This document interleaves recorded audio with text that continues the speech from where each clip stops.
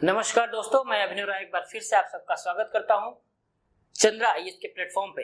और आज हम लोग बात कर रहे हैं किसके बारे में, व्यक्तिगत विभिन्नता के विशिष्ट बालकों के बारे में। एक वीडियो आप लोग देख चुके हैं जिसमें इस सबके जो विशेषताएं हैं या जितने पार्ट हैं उसको हम लोगों ने पढ़ा। आज हम लोग बात करेंगे प्रतिभाशाली बालक के बारे में और मंद बुद्धि बालकों के बारे में। ओके, तो प्रतिभाशाली बालक कौन होते हैं, क्या होते हैं ये, कैसे पढ़ाई होनी चाहिए और कैसे इनकी जो प्रतिभाएं हैं वो नष्ट ना हो, इनको जानने की कोशिश करेंगे।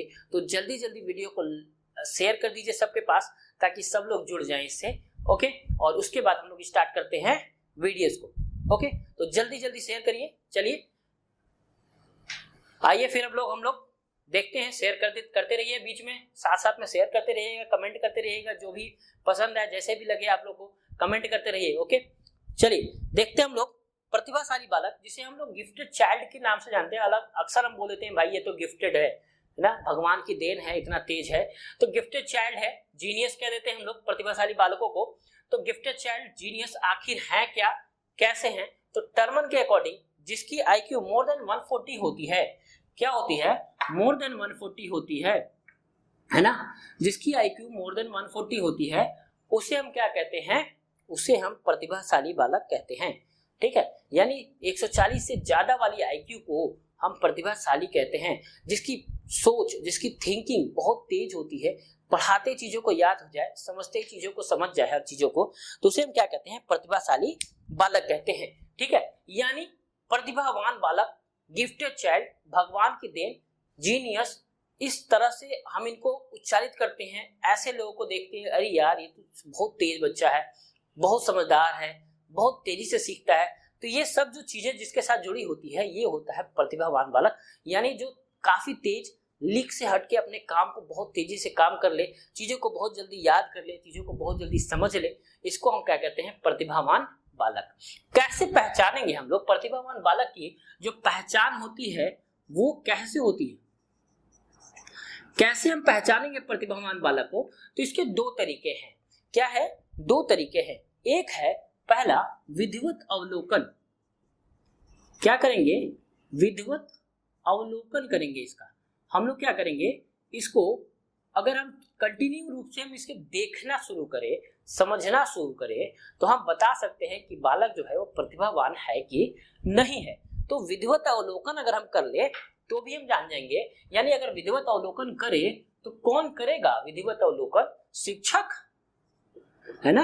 अगर कोई पूछेगा तो शिक्षक ही तो बताएंगे, अरे भाई ये अच्छा बच्चा है, ये बहुत तेज बच्चा है, प्रतिभावान बच्चा है, इसका भविष्य बहुत उज्जवल होगा। तो शिक्षक बता देता है क्योंकि वो अवलोकन करता है। क्या करता है? अवलोकन करता है। दूसरा एक और शख्स है जो ये करता है, वो है उसके सहपाठी, यानी उसके जो मित्र है ना, वो भी बता देंगे, अरे ये बहुत तेज बच्चा है, ठीक है, बहुत तेज बच्चा है, एग्जाम में चीटिंग करवाना मेरे साथ, ठीक है, मेरे पास बैठ जाना, है ना। तो इस तरीके से क्या करते हैं हम लोग, प्रतिभावान बालक के बारे में हम जानते हैं। गार्जियन क्यों नहीं करते, गार्जियन क्यों नहीं आते इसमें? क्योंकि गार्जियनों को लगता है कि हमारा बच्चा कमजोर है, अपने बच्चे की तुलना हमेशा दूसरे से करते हैं और अपने बच्चे की क्या कहते हैं, हमेशा कमियां देख लेते हैं। ठीक, खैर जो भी है, तो हम जो विधिवत अवलोकन करते हैं उसमें शिक्षक और सहपाठी को ही क्या करते हैं, आगे बढ़ाते हैं। ये हो गया क्या, प्रतिभाशाली बालक की पहचान में। दूसरा हम कैसे करते हैं, कैसे पहचान करते हैं? तो दूसरा जो है वो प्रमापीकृत परीक्षण, है ना, प्रमापीकृत परीक्षण। यानी हम परीक्षण अगर करवा ले, एग्जाम करवा ले, टेस्ट करवा ले, तो भी हमें पता चल जाएगा कि ये प्रतिभावान बालक है कि नहीं है। तो कौन कौन परीक्षण करवाएंगे? सबसे पहला समूहगत बुद्धि परीक्षण अगर करवा ले, क्या करवा ले, समूहगत बुद्धि परीक्षण। अगर समूहगत बुद्धि परीक्षण करवा ले, सबका एग्जाम एक साथ कर ले, ग्रुप में एग्जाम करवा ले, तो पता चल जाएगा प्रतिभाशाली है या मंदबुद्धि बालक है। देखिए पहचान दोनों की एक साथ करवाएंगे, प्रतिभाशाली बालक की पहचान हो या मंदबुद्धि बालकों की पहचान हो, दोनों ही पहचान में यही यूज करते हैं। ओके, पहचान अभी नोट कर लीजिएगा दोनों का, प्रतिभाशाली बालक का भी और मंदबुद्धि बालक की पहचान दोनों तरीके से करते हैं। यहाँ पे भी विधिवत अवलोकन करेंगे तो शिक्षक और सहपाठी बता देंगे कि ये मंदबुद्धि बालक है कि प्रतिभावान बालक है। उसी तरह अगर हम प्रमाणिक परीक्षण कर ले तो भी हमें पता चल जाएगा कि प्रतिभावान बालक है कि मंदबुद्धि बालक है। प्रतिभावान होगा अगर हम ग्रुप में एग्जाम करवा रहे हैं, एक साथ एग्जाम करवा रहे हैं, तो जो अगर प्रतिभावान बालक होगा तो पास हो जाएगा, बहुत अच्छे नंबर पास होंगे। अगर मंदबुद्धि बालक होगा तो समूहगत बुद्धि परीक्षण में कहीं ना कहीं वो क्या हो जाएगा, फेल नजर आएगा। ओके, ये समझ में आ गया। दूसरा अगर हम बात करें तो व्यक्तिगत बुद्धि परीक्षण अगर करवा ले, व्यक्तिगत बुद्धि परीक्षण करवा ले, है ना, व्यक्तिगत बुद्धि परीक्षण करवा ले, अगर इंटरव्यू ले ले उनका, ठीक है, इंटरव्यू ले ले या उससे बातचीत कर ले या किसी तरीके के व्यक्तिगत बुद्धि परीक्षण करवा ले, टीएटी सीएटी करवा ले, तब भी हम उसके बारे में, है ना, उसके बारे में जान जाएंगे कि वो प्रतिभावान है या मंदबुद्धि बालक है। तो ये सब चीजें जो है वो हम प्राप्त कर सकते हैं। ओके, नेक्स्ट है संप्राप्ति परीक्षण। क्या होता है संप्राप्ति परीक्षण? क्या होता है संप्राप्ति परीक्षण? संप्राप्ति परीक्षण का मतलब होता है अचीवमेंट टेस्ट। क्या होता है? Achievement test.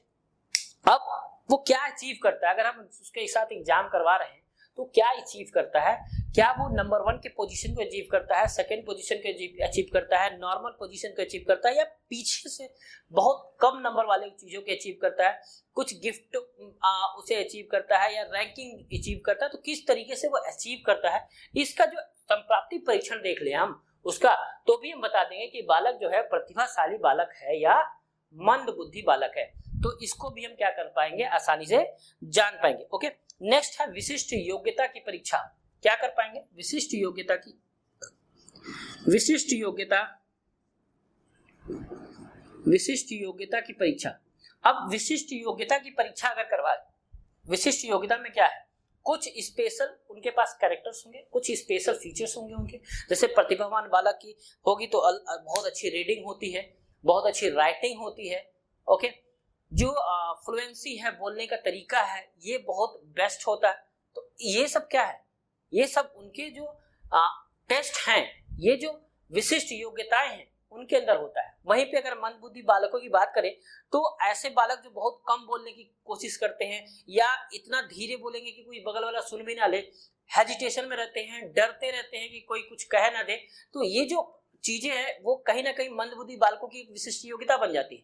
तो ऐसी चीजें जो है वो ना हो, जो भी है बहुत अच्छे से फ्लुएंसी से बोलना है। मंदबुद्धि बालकों को हमें यही सिखाना है, डरिए नहीं, जो है गलत बोलिए, कब से बोलिए, चीजों को एक्सप्लेन करिए, अपने भाव को बताइए एटलीस्ट, ठीक है। कुछ भी चीजें जो दबा के रखा है वो उसे निकालिए, क्योंकि अगर नहीं निकालेंगे तो प्रॉब्लम होगी और धीरे धीरे वो और मंद की तरफ चला जाएगा। वो अपनी बातों को, अपनी चीजों को जाहिर नहीं करेगा किसी के सामने और उसे लगेगा कि हमें डांट पड़ेगी, हमें मार पड़ेगी। तो ये जो वजह है, ये प्रॉब्लम्स क्रिएटर हो जाता है। खासकर गार्जियन कभी कभी ऐसा कर देते हैं कि बच्चा थोड़ा बोला उस पर चिल्लाना शुरू कर दिया, गलत बोला चिल्लाना शुरू कर दिया, तो इससे बच्चा डरना शुरू हो जाएगा और धीरे धीरे अपनी भाव और अपने विचारों को बोलना बंद कर देगा। और जब वो बोलना बंद करेगा तभी वो मंद बुद्धि की तरफ जाना शुरू हो जाएगा। सुनिए एटलीस्ट उसकी बातों को, उसकी जो भावनाएं हैं उसको सुनिए। भले वो गलत बता रहा है, उसे समझाइए कि बेटा आपने इस तरह गलत किया। डांटना नहीं है, डांटेंगे तो क्या होगा, बच्चा मंद बुद्धि बालक की जो विशिष्ट योग्यताएं है ना वो अपना लेगा और वो जल्दी सही होने के कगार पे वो बिगड़ता चला जाएगा। तो ये है, तो विशिष्ट योग्यताएं अगर देखते हैं हम लोग तो इससे भी जान पाएंगे कि वो प्रतिभावान है या मंद बुद्धि बालक है। ओके, नेक्स्ट व्यक्तित्व परीक्षण करवा ले। अगर व्यक्तित्व परीक्षण, पर्सनालिटी टेस्ट है ना, व्यक्तित्व परीक्षण, जिसने इससे वीडियो नहीं देखा हो वो इस वीडियो को देखने के बाद वापस से व्यक्तित्व परीक्षण या व्यक्तित्व जो वीडियो है उसे जाके देखिएगा वापस से। तो व्यक्तित्व परीक्षण करवा ले अगर हम, CAT है ना, TAT, ये सब परीक्षण अगर करवा ले हम, तो इनसे भी हम जानकारी प्राप्त कर सकते हैं कि जो व्यक्तित्व है वो किस तरीके का व्यक्तित्व है, कैसे व्यक्तित्व है, किस तरीके का व्यक्तित्व है, कैसे आगे बढ़ेंगे, कैसे शिक्षा दी जाएगी। तो इससे भी हम जान पाएंगे कि प्रतिभाशाली बालक है या मंद बुद्धि बालक है। ओके, लास्ट है रुचि परीक्षण, इंटरेस्ट टेस्ट। रुचि परीक्षण, और रुचि परीक्षण देखिए इतना इंपॉर्टेंट है कि इंटरेस्ट इतना इंपॉर्टेंट है कि जीवन कौशल में एक कौशल ही है इंटरेस्ट। यानी अगर बालक में इंटरेस्ट नहीं है तो समझ जाइए कि बालक का जीवन जो है वो सही से सही ढर्रे पे नहीं चल रहा है, तो उसके अंदर इंटरेस्ट होना चाहिए। और सबसे बड़ी बात है अपनी इंटरेस्ट को पहचानना चाहिए कि हमारे इंटरेस्ट है किस पे, यानी रसगुल्ला है हमारा इंटरेस्ट तो है, ऐसा नहीं कि हमें पता ही नहीं है, सामने वाला अगर बोल दे तो समझ में आएगा। ठीक है, जैसे अक्सर जब हम लोग युवा रहते हैं तो समझ में आता है, सामने वाला अगर बोल दिया कि रसगुल्ला पसंद है तो उसे भी रसगुल्ला पसंद आ जाएगा, है ना। तो ऐसा नहीं है, सामने वाले पे नहीं है, अपना इंटरेस्ट होना चाहिए, दूसरा का देखा देखी नहीं करना है। तो रुचि परीक्षण में क्या होगा, प्रतिभावान के जितने भी हैं प्रतिभावान उनको अपना इंटरेस्ट पता होगा कि भैया हमें क्या पसंद है, बर्गर, पिस्ता, पिस्ता नहीं पास्ता, ओके, है ना, पिज्जा, ये सब बहुतों को पसंद है। तो इंटरेस्ट पता होना चाहिए, सबसे बड़ी चीज है ना। तो रुचि परीक्षण, तो ये सब चीजें जो है प्रमाणित परीक्षण के अंतर्गत पहचानते हैं हम लोग कि प्रतिभाशाली बालक कौन है। तो हम लोग कैसे पहचानेंगे, पहला विधिवत अवलोकन करेंगे, शिक्षक और सहपाठी विधिवत अवलोकन करते हैं, अवलोकन करके बता सकते हैं कि बच्चा प्रतिभावान है या मंद बुद्धि बालक है।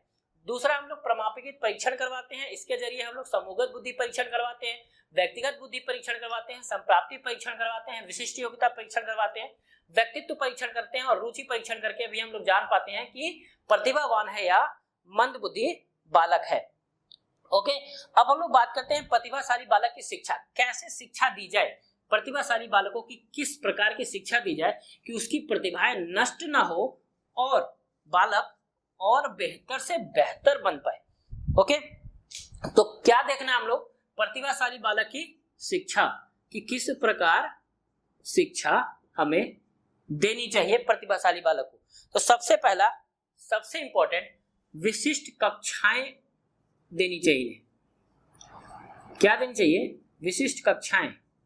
ओके, विशिष्ट कक्षाएं, ताकि जो प्रतिभाएं हैं वो नष्ट ना हो, क्योंकि इनकी जो शिक्षा है ना बहुत तीव्र होती है, बहुत तेजी से पढ़ाना होता है, बहुत कुछ पढ़ाना होता है और इनकी जो समस्याएं हैं उनको सुलझाना बहुत जरूरी होता है, वरना प्रतिभाएं कहीं ना कहीं कम हो जाएगी और हम इनको धीरे धीरे क्लास में नहीं चला सकते। इनको बहुत ही स्पीड से, जैसे आप लोग प्रतिभावान हैं बहुत स्पीड से पढ़ लेते हैं, उसी तरीके से बहुत स्पीड से इनकी जो ज्ञान है, इनकी जो कक्षाएं हैं वो अलग होनी चाहिए। मंद बुद्धि या सामान्य बालकों के साथ इनको बैठा के पढ़ाया नहीं जा सकता। लेकिन इंडिया में थोड़ी सी प्रॉब्लम है, यहाँ पे समावेशी शिक्षा है। समावेशी शिक्षा के अंतर्गत हम सबको एक साथ बैठा के पढ़ाते हैं और सामान्य क्लास के अंतर्गत पढ़ाते हैं, कोशिश यही करते हैं। इसके बावजूद कुछ स्कूल वाले ग्रुप्स डिसाइड कर देते हैं, ऐसे बच्चे इस क्लास में, ऐसे बच्चे इस क्लास में। वो ध्येय यही होता है कि विशिष्ट बालक जो है वो अलग हो जाए, सामान्य अलग हो जाए, मंदबुद्धि बालक अलग हो जाए, ताकि उनको पढ़ाना, उस लेवल से पढ़ाना आसान हो। हम चीजों को बताते नहीं है कि हम इस सेंस में कर रहे हैं, लेकिन कोशिश जो होता है वो यही होता है कि अच्छे बच्चे अच्छे जगह पे ऐसे चीजें जो है डिस्ट्रीब्यूट हो जाए, ताकि पढ़ाना और समझाना आसान हो और उनको एक ब्रांड बनाया जा सके, बहुत स्पीड से बनाया जा सके, उसको उसकी जो प्रतिभाएं हैं वो नष्ट ना हो। ठीक है, इंडिया छोड़ के जितने भी कंट्रीज हैं, कुछ एशियाई कंट्रीज को छोड़ के बाकी सब जगह प्रतिभाशाली बालकों के लिए एक विशिष्ट कक्षाएं उपलब्ध कराई जाती है। ओके, नेक्स्ट है जो वो है तीव्र गति से पढ़ाना चाहिए। कैसे पढ़ाना चाहिए, तीव्र गति से, यानी जो स्पीड है ना क्लास का वो ज्यादा से ज्यादा होना चाहिए, यानी उसे कम नहीं करना, उसे कम नहीं करना, स्पीड में पढ़ाना है, क्योंकि प्रतिभावान बालक है, तुरंत कैच करता है चीजों को। जैसे सपोज कीजिए कि अब जब हम लोग मैथ लगाते हैं, मैथमेटिक्स पढ़ा रहे होते हैं अगर कोई, तो वो क्या करते हैं, जैसे एक क्वेश्चन है एक एक्सरसाइज में, जैसे लेसन 1 में दिया है, लेसन 1 में दिया है डिवाइड दिया है और उसके पूरे एक्सरसाइज में डिवाइड ही है, तो हम लोग क्या करते हैं, सिर्फ 1 या 2 क्वेश्चन बनाते हैं, उसके बाद सबको क्या कहते हैं, आपका होमवर्क है, आप लोग कर लीजिएगा, देखिएगा, जो ना समझ में आए वो करिएगा। लेकिन अगर यही चीज मंदबुद्धि बालकों को पढ़ाते हैं तो हम लोग जितना क्वेश्चन है वो सभी के सभी क्वेश्चन क्या करते हैं, करवाते हैं, ताकि जितने भी क्वेश्चन है वो धीरे धीरे जब करेगा तो चीजों को सीखेगा। तो प्रतिभावान बालकों में यही होता है, इनकी जो शिक्षा होती है वो काफी स्पीड में होती है, काफी स्पीड में इनको पढ़ाना होता है, ताकि वो उनकी प्रतिभाएं नष्ट ना हो और गति जो है वो बनी रहे। ओके, नेक्स्ट संपुष्ट कार्यक्रम। संपुष्ट कार्यक्रम, संपुष्ट कार्यक्रम। अब संपुष्ट कार्यक्रम का मतलब होता है ओवरऑल प्रोग्राम। ठीक है, ओवरऑल प्रोग्राम यानी प्रोग्राम जो है ओवरऑल देखना है। अब थोड़ी सी समस्या प्रतिभावान की होती है यहाँ पे। अब देखिए समस्याएं क्या होती है। अगर हम बता दें किसी बच्चे को ये हमारा क्या है, ये हमारा सिलेबस है, सपोज कीजिए 1 से 10 चैप्टर है हमारे पास, ठीक है। टीचर को पता है कि ये जो 1 से 9 चैप्टर है ना, इसी से सब क्वेश्चन आएंगे, 100 नंबर के क्वेश्चन इसी से आएंगे, ठीक। टीचर क्या करता है, एक छोड़ देता है कि भाई देखो इसे चैप्टर में नहीं आता, इसको छोड़ दीजिए, कोई बात नहीं, ओके। अब प्रतिभावान की थोड़ी सी समस्या क्या है, ये 1 से 9 तक की जितनी चैप्टर है ना वो नहीं पढ़ेगा। वो जो 10वां चैप्टर है ना, जिसे टीचर ने छोड़ दिया और उसने बताया भी कि इससे एक भी नंबर नहीं आएगा, उसे भी पता है एक भी नंबर नहीं आएगा, लेकिन वो इस चैप्टर को छोड़ के इस चैप्टर पे ज्यादा ध्यान देगा। ये छूटा हुआ, इसको पढ़ लेते क्या होता है, इसको छूटा हुआ इसको पढ़ लेते क्या होता है, ठीक। ये थोड़ी सी जो समस्याएं हैं, समस्या नहीं कहेंगे, एक जागरूकता, एक एंजाइटी अंदर से कि हम इसको भी जानना चाहिए, ये सब चीजें अच्छी चीज है ये सब। तो ये क्या करेगा, इसको ना पढ़ के इस पे ज्यादा ध्यान देने लगेगा। इसीलिए जब हम प्रतिभावान को पढ़ाते हैं, चाहे वो चैप्टर आए या ना आए, शिक्षक का ये दारोमदार होता है कि भले वो चैप्टर ना आए, भले वो चैप्टर कोई इंपॉर्टेंट नहीं रखता, लेकिन उसके बारे में जानकारी दें। तो संपुष्ट कार्यक्रम देना होता है, ओवरऑल प्रोग्राम देना होता है, ओवरऑल चैप्टर समझाना होता है। चाहे वो चैप्टर वो एग्जाम में आए या ना आए, आप पढ़ा दीजिए, वरना पता चलेगा कि इसको छोड़ के बंदा ये पढ़ रहा होगा तो फिर वो कुछ नहीं सीख पाएगा और एग्जाम में कम नंबर पाएगा, फिर मोरल डाउन होगा, फिर उसकी दिक्कतें बढ़ जाएंगी। तो इस वजह से हम जो प्रतिभाशाली बालक है उसको हमें क्या करना है, संपुष्ट कार्यक्रम देना है, ओवरऑल प्रोग्राम्स के जरिए, यानी सब कुछ देना है, उसे छोड़ना कुछ भी नहीं है।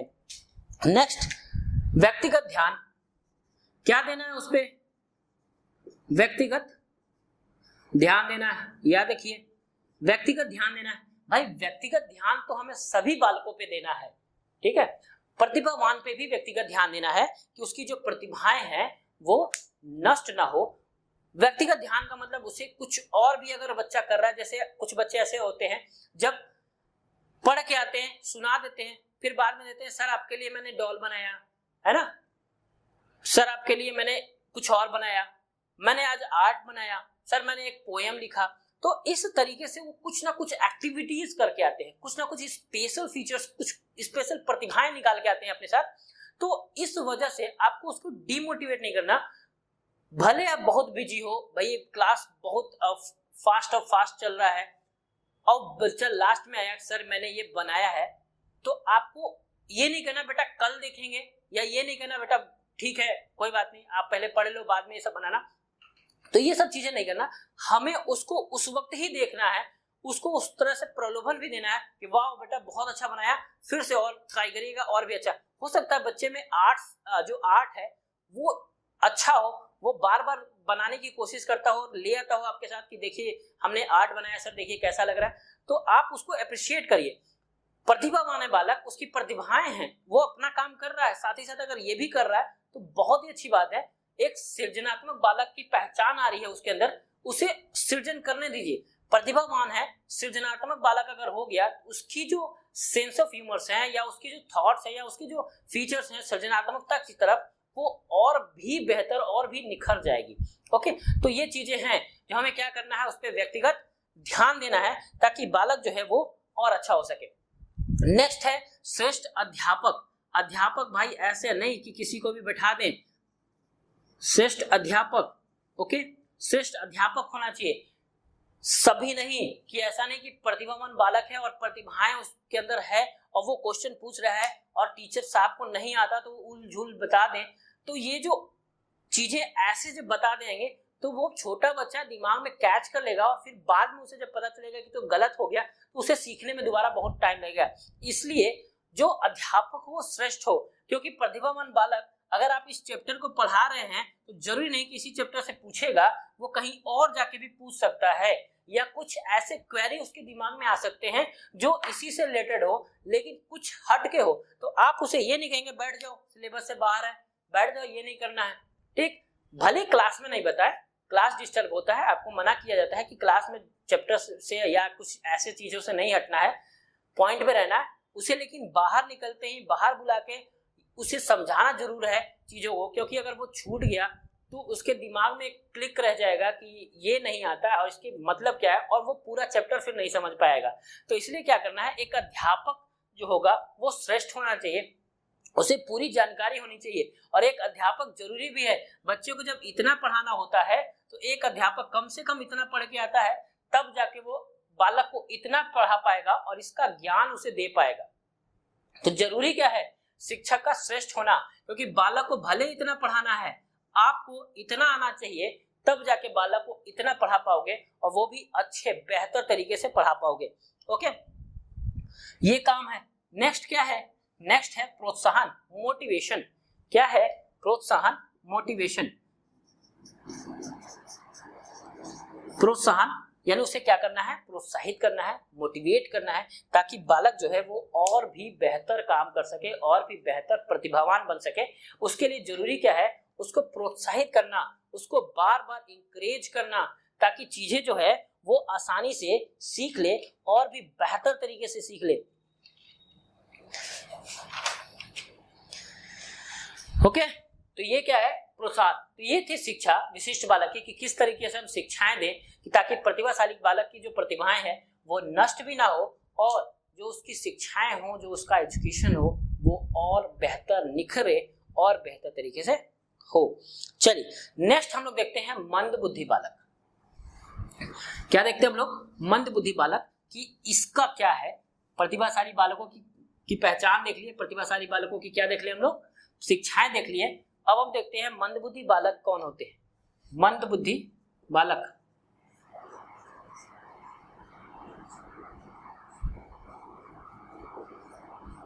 मंद बुद्धि बालक जिसे डल चाइल्ड कहते हैं।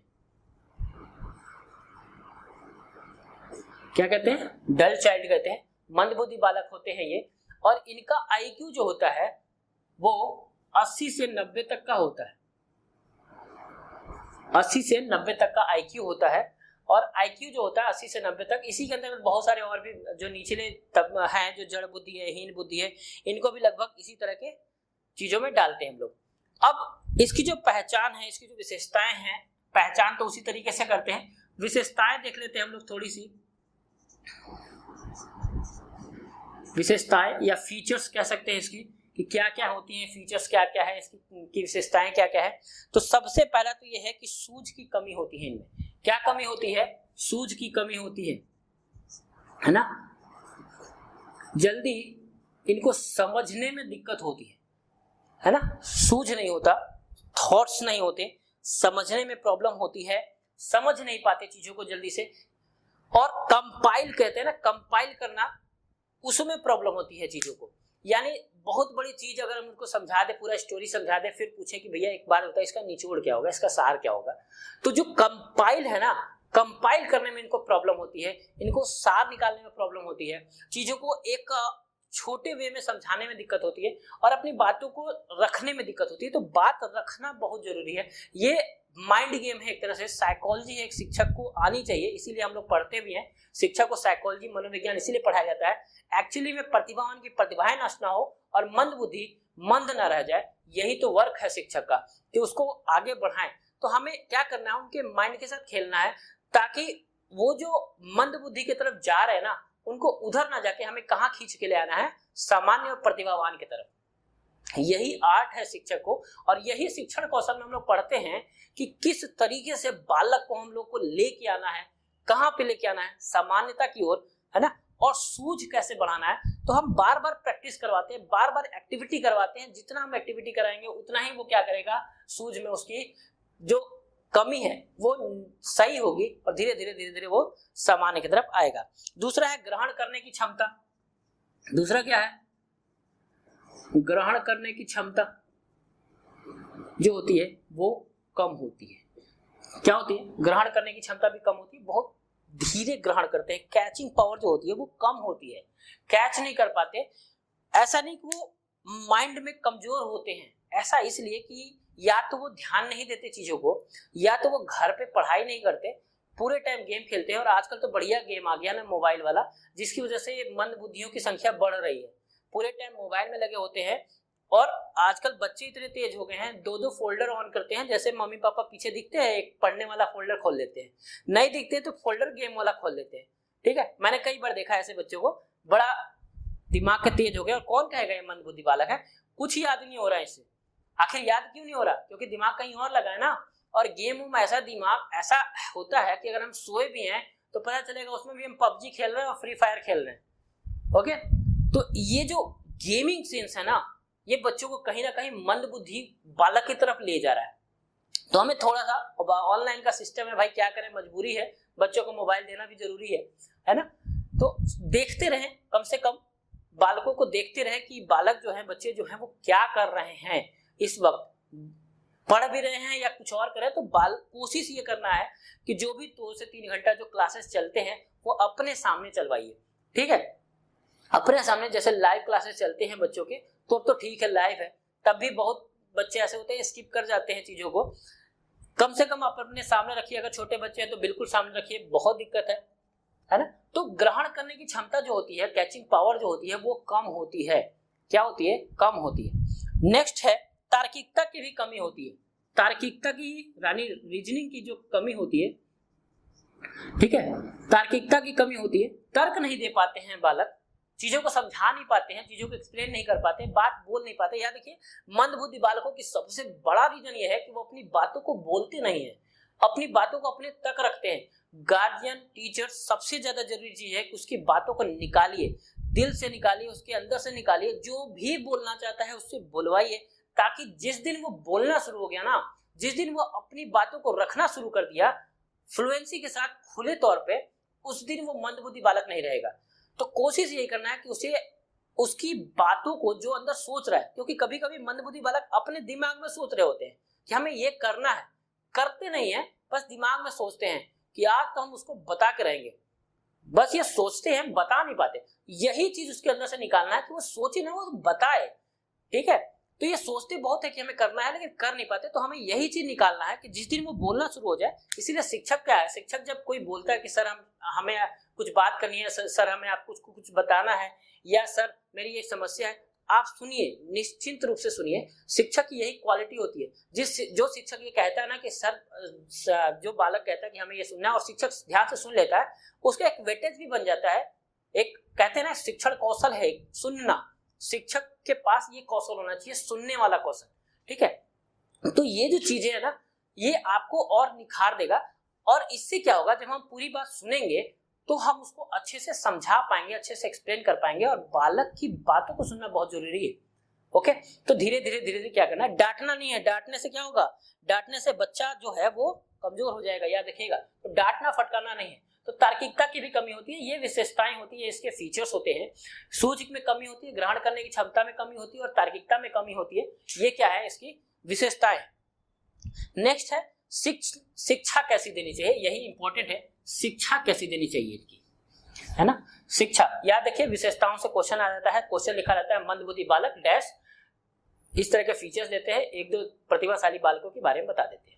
ठीक है, तो अब हम लोग जानते हैं मंदबुद्धि बालकों की शिक्षा कैसे होनी चाहिए, कैसे शिक्षा देनी है, ताकि इनकी जो व्यवस्था है जो है वो और भी बेहतर हो सके। इनकी जो शिक्षाएं कैसे दें, एक टीचर कैसे शिक्षाएं दे कि हम मंदबुद्धि बालकों को सामान्य और प्रतिभावान बना सके। तो सबसे पहला चीज है कि शिक्षा का उद्देश्य निर्धारित करें।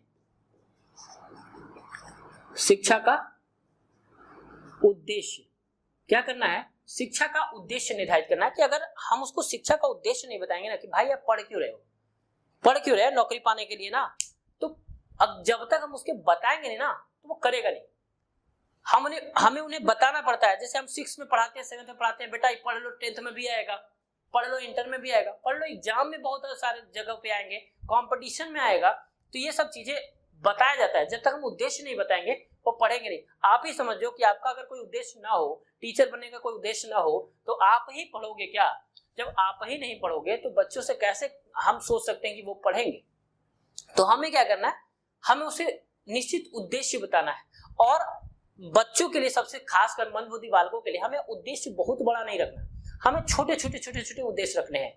ठीक है, कि बेटा अगर ये आप याद कर लिया ना, कल आपको चॉकलेट देंगे।